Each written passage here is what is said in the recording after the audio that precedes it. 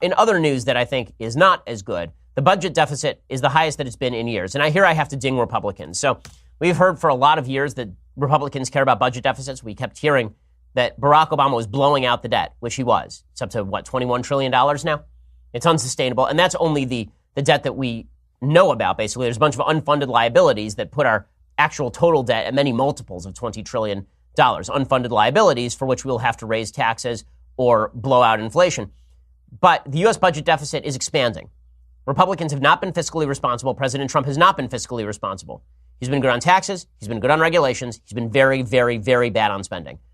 According to CNBC, the U.S. federal budget deficit rose in fiscal year 2018 to the highest level in 6 years as spending climbed, the Trump administration said Monday. The deficit jumped $779 billion, $113 billion, or 17% higher than the previous fiscal period, according to a statement from Treasury Secretary Steve Mnuchin. It's larger than any year since 2012, when it topped $1 trillion. The budget shortfall rose to 3.9% of U.S. gross domestic product. That despite the fact we are now taking in more money than any time in American history from income tax. The problem we have in this country is not a taxing problem. It is a spending problem. And government is addicted to spending, and nobody's going to stop it, because no one has an interest in actually stopping the spending.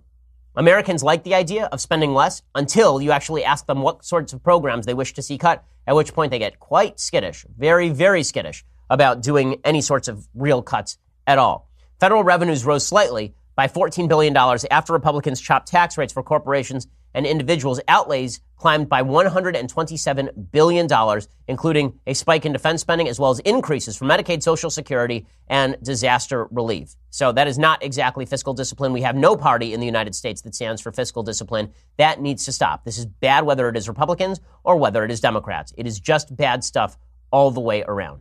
There's nothing good happening here. We need to get that under control. If President Trump wants to win a second term, I would suggest that we start talking in serious fashion about those deficits, because at some point the burden comes due.